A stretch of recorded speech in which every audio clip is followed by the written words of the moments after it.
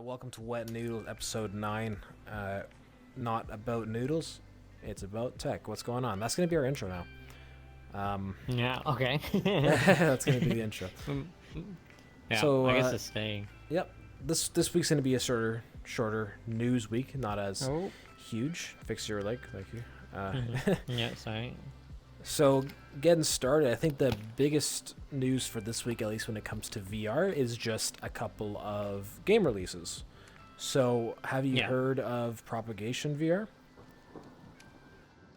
Propagation. That's like a horror one, isn't it? Mm-hmm. Yeah, it came out today, actually. So, pretty big release from a small company, Propagation VR. From what I've heard, it's a very well crafted and high quality zombie horror game. So, cool to see more genres into VR and small companies, and it's gotten some good reception. So, I definitely would check that out. If you're interested in new titles, new indie developed titles from VR, and it's coming to good acclaim. So happy to see that actually. So there's that. So that's a good bit of news from this week. A little good news. Also, next week, Zenith, which is probably the really big MMO for our VR, is releasing their massive free patch to the game, which adds their new class, a lot of quality of life additions that you'd expect from a full MMORPG. Zenith obviously was the game that came out last year for VR that was trying to replicate World of Warcraft and other MMORPGs, but do it in VR, which is something that people asked for a long time. And it did pretty well. It did a lot of things well, but it still needed a bit more additions. And this patch, which we're doing for free, is supposed to add a lot of that. It's supposed to add PvP. It's supposed to add player housing. It's supposed to add a pretty cool new class as well. So good for them. So next Thursday is that. So I think that's going to be a very cool thing for people to check out, both on Quest and on Steam VR. It's actually on both platforms, which is really awesome. So that's pretty cool too. Nothing else too much in terms of technical news when it comes to VR, other than more speculation when it comes to the Apple's headset. We've talked a lot about Apple's headset. I don't really want to dive much more into it, but there's been a lot of murmurs about a lot of what we talked about, where we said the Apple headset's been in development for so long that at some point it might be obsolete.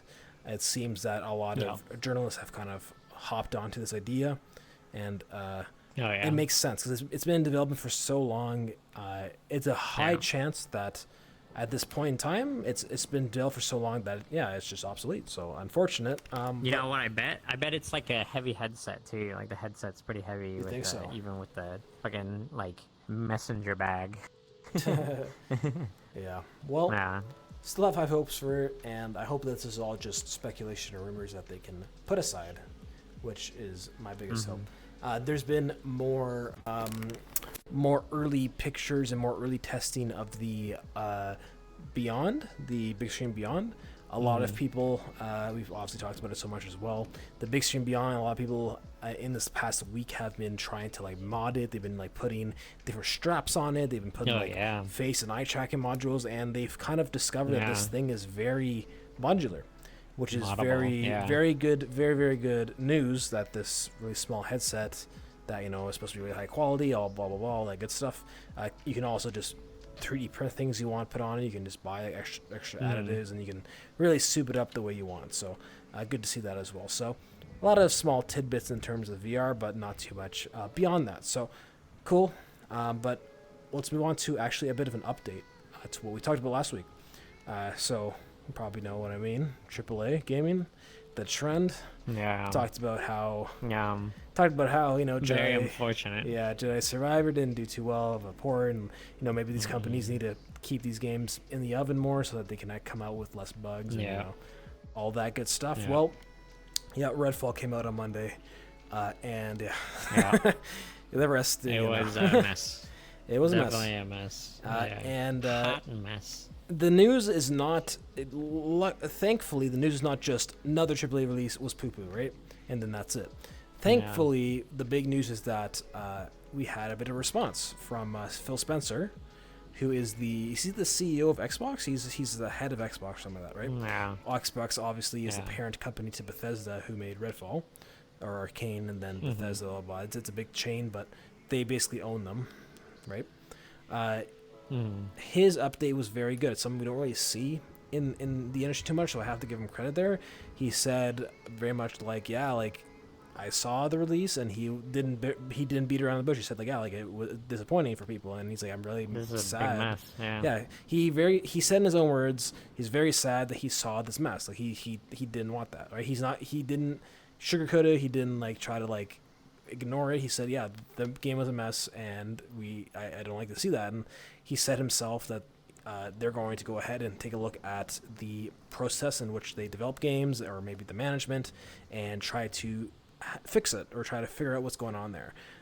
So if he's being truthful, which I hope he is, and I mean, regardless, it's very awesome that he's at least acknowledging this. It's still good for us to see this, because we have another big release on the horizon from the same company, Starfield, right near the end of the year. And if Phil Spencer, who is, again, like I said, the head of Xbox, if he's seen this issue with Redfall and he's like, man, like he's being truthful, he's like, man, I really do not like that this happened. Hopefully that means that he's going to crack down on Starfield as well. He's going to be like, okay, we got to make sure this doesn't happen again, right?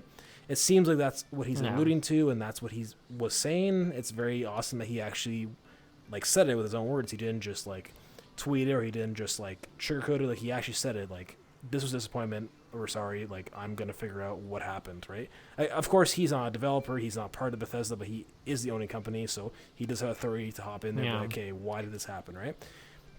It's good to see a higher up do that. It's actually a good response. And there's been a lot of videos. I think a good one is actually from Critical, who's a very big YouTuber, of course. He actually covered the release of Redfall.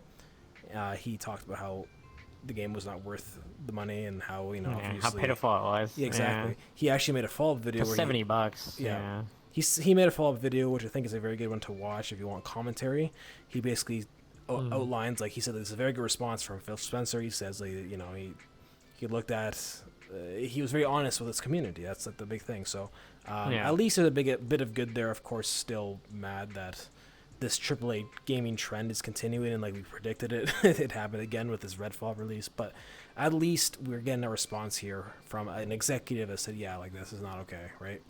No ignoring, no beating around the bush, no sugarcoating. So awesome. At least there's that. But still a little bit comedic that we were talking about this a week ago and it happened again to something else, right? But anyways, that's an update to that, and I hope that we do start to see a better trend now that we're seeing at least executives like him hop in there and like say, okay, let's fix this, right? So hopefully it gets fixed. That is my hope. I tried to also see if there was any news from the PlayStation side of things, because obviously Redfall and Bethesda's all on the Xbox side in terms of companies, but nothing much outside of they announced their state of play, I believe is what they call it, or their I don't know when it is, but it's gonna be sometime in June. Yeah, so, it's like they're like if people don't know, E3 was canceled about a month ago. It usually happens in summer, where they show off all the big unfortunate, but show off all the big companies' releases. But each company, Microsoft, Sony, Nintendo, and probably even more, have their own conferences regardless. So that's kind of something new this week, is that we got confirmation that they do have their own conferences regardless of E3. So we're still going to see some good stuff. We're still going to see some exciting videos. So not all bad that we have E3 going. Yeah. Still unfortunate, sure, but we will be getting some more stuff. Sorry, I'm looking at some more news. Not so much not so much more news from this week, honestly. There was also a leak from Breath of the Wild, the new one. Not really much to talk about, just that it happened, and of course Nintendo's not happy about that. Something funny that happened this week, though, in the gaming, just in general, was that with that leak, the company Kotaku, if you've heard of them, they're not a company that's super well respected in the gaming community. They're a journalist company. They report on the news with gaming, but people don't respect them too much because they've made some weird articles people don't like. Right? I haven't really looked a whole lot into it, but they're not super respected. And that continues on to Nintendo, the company, apparently not sending Kotaku pre-release copies, like reviewer copies. I don't think they did. I don't think Aw. I don't think Nintendo was very happy with them either. I think they decided not to work with them. I think that's what happened. And this week, what happened was people were pretty mad at Kotaku because they kind of lashed out at Nintendo. What they did was they actually wrote, I think it was one or two articles on the leaks, and like they were actually like advertising where the leaks are for the game, and people were kind of talking That's about, kind man, of like scummy. exactly, they're like, man, like sure you can be mad that Nintendo was like, yeah, we're not going to send you copies, right, even though you're a big company, but like it's kind of unprofessional to like start advertising something illegal You're technically, shitting on right? a bunch of people's hard work Yeah. too. Yeah, so it was a very weird decision on their part, and a lot of people were like, man, you're still a journalist company at the end of the day, and you have integrity that you should keep up. And, you know, but like, oh man, they're not sending reviewing copies. Let me just start advertising the leaks that they obviously don't want to see, right? It's like, Yeah. if you're It's going to very be... poor form. If you're gonna be a like your own person doing that, whatever, you do what you want. But like, if you're gonna be the company representing the company, like doing that on a professional basis, that's not very professional, right? So Yeah. another yeah. bit of It's pretty I guess ass. kind of funny news, but just something to keep in mind. But Zelda is still coming out in a week. Huge gaming release, Friday. just regardless of whatever platform you're on. It's still a very huge release, so that's coming. Yeah, out, a week so. from today, we'll be able to enjoy it. Yeah. So there's that. One last bit of gaming news in general. Actually, I was kind of reading about this today, and I want to hear what you think about this, and then we'll head off here.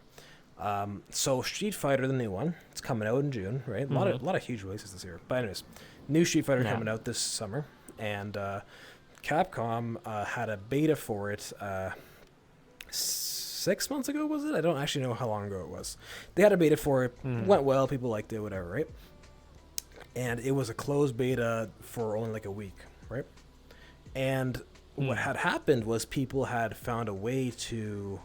actually, I don't know how long ago it was. Maybe it was closer, but still. People had found a way to crack the files, right, of the beta, Yeah. and then play that beta for beyond the time. Like, you can play it now if you have the crack. Right? People cracked it. Yeah. So you can play the game, right, or whatever was included with the beta. Yeah. And so Capcom had a response and said, like, because they got a huge pro scene ready for Street Fighter 6.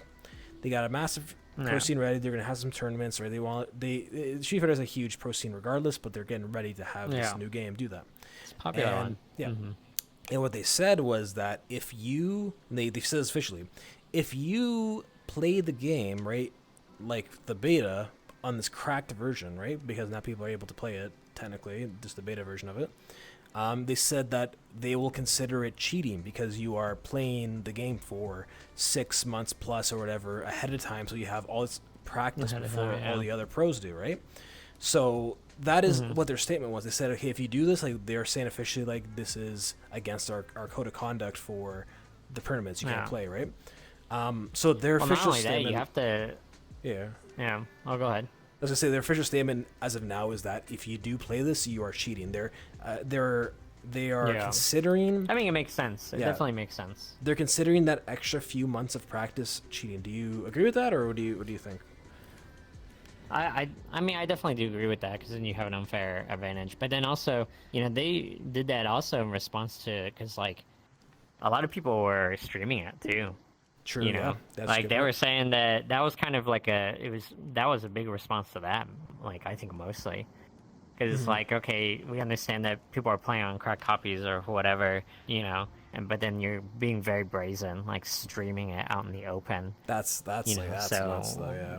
we'll take open action against you, like basically is what they're saying. Yeah. And yeah, but yeah, I mean, I kind of agree. Like, I don't think it's a bad move or anything on their part. I think that's in their right to do that. So Yeah. if people are streaming your game cracked, that's kind of stupid. Streaming for sure, but like for tournaments, what I can agree with is that like if you're a pro player, right? Let's say like you're someone that plays at a professional level, you've been doing it for how many years, whatever, you have certain winnings or certain results. The difference between you and the next person is very minimal, right? Like you're playing at such a high level that at that point, like any tiny bit of advantage helps, right? Because you guys are at the same crazy high level, right? So I get it for that level. I get, like, if you have like a pro player coming into this tournament with like an extra half a year practice on this game versus another pro player who, like, right at a normal scenario would be exactly the same as you. Right? You guys are so high, you guys are the exact same, right? That few months of experience, like, it is going to make the absolute difference. It's going to be super on display. So I think that's what their thought process was, and I understand. I do agree with that. So yeah, I think it was the right choice to say, like, hey, don't do this or else it's cheating. Who knows what it's actually going to do? Because, like, I mean, people can hide it. It's not like they can prove it, right? Like, there's all that. But I think from what I've seen, at least, I'm not a pro player, obviously, in Street Fighter or any fighting game. I'm not involved. But I like to look at it regardless. It's still big news.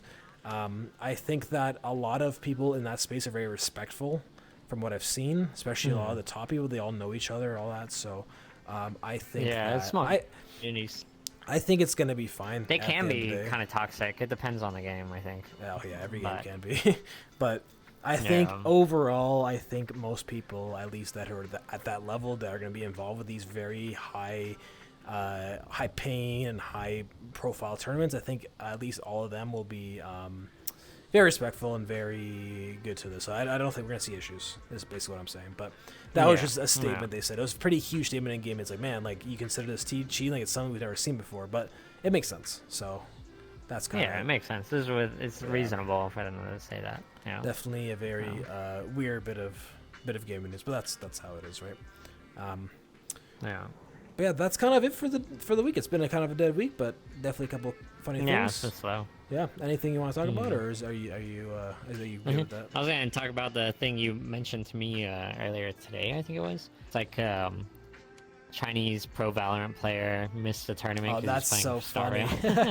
Yeah. So Star Rail's been awesome. He's probably fucked. I've been loving Star Rail. I mean, but again, as with any gacha type game or Miyoho type game, it's going to be very addictive. And yeah, so that's what happened this past week. I don't know what day it happened, but in the Chinese circuit, or one of the Chinese circuits for Valorant, I don't know which one. There's a few different ones, right? One of the teams had to forfeit the game because one of their players was playing Star Rail and he was like addicted to it, and he didn't show up for his game. Missed the tournament. He missed the game. So Jesus Christ. Kind of a funny bit of news. Do you think that was one where he had to actually show up, or is it just like he had to play online? I didn't look into it that much. Front remote. I didn't. Yeah, I didn't look into that much. All I read was that I forgot the guy's name too. Was that he just didn't show up for when he was supposed to show up for the game, and they couldn't play. So, and then I wonder if they're even a big team. If it's just like random gossip news, you know? Who knows? Like some tiny ass team nobody cares about. But in fairness, I very much do like the Valorant professional scene. They have like a really good way of getting up to the pro. So I think they were like the circuit that was like below the highest. I don't know how it works, but the general like easy terms is that like there's like the big boys who are at the top, and that's like, you know, at least in the West, like TSM, Cloud9, you know, all the big names. And then like there's like a row below them, and like they're not just playing at a lower level. But they're not playing at a lower level. They're actually playing to play at the higher level. What they do is if they win that circuit, they actually get to challenge the higher teams, and they can move up, right? Yeah. It's not like your typical sports where they're just stuck there. So I think it might have been that one. It might have been that one where they were like challenging. I think they called it like challengers. I'm not quite sure. It's not super important, like exactly where it is. It's actually a pretty cool system, but again, not important. The whole funny bit of news was that Star Rail is getting people losing their jobs. They're gonna lose their jobs. Yeah. Oof. And he definitely lost his job. He definitely lost his spot on the team for sure, I think. Yeah, but stupid. Anyways, enjoyed Star Rail though. Good, it's a good game. So maybe you should start a career. Yeah, well, that's good. Yeah. Be a Star Rail streamer. Maybe I should be a Star Rail streamer. Nah, unfortunately. Yeah. Anyways, that's probably all I it had for the week. Yeah, I mean, honestly, the biggest the biggest news for this week was that whole Redfall shenanigans, and kind of took over everything. It was so super talked about, and I'm happy at least we had a response that was decent, but obviously hate to see. We just have to see like what actually comes of it next. Exactly. You know, it's actually. I imagine Starfall will probably get like delayed or something too. Starfield. Starfield, yeah. Yeah, Starfield. yeah. My bad. I mean, I hope it does. If it's not in the state, if it is in the state, then fine. But like, if it's not in the state, then I hope it does for sure. It needs to not do this. Yeah. Yeah. It's actually kind of funny because I have like obviously a news list here, and as I was going through it, that news popped up: the Valorant Pro forfeits official match because teammate was too busy playing Star Rail. It's like the headline is a bunch of them. It's so funny. Wow, that's actually I didn't realize it had so much coverage. All right. Well, anyways, his teammates probably hate him so bad. Yeah, for sure. Thanks for talking. I hope it's some cool news, and maybe next week we'll have a bit more. I obviously don't mind seeing some gaming news in general, and yeah, maybe we'll have some more VR related updates. So we'll see. Yeah. Anyways, the camera's over here, so you gotta come cover it. You gotta help me here. That's how we figure it out. That's how we end it. Yep. It's right here. How that we end it? Smack it.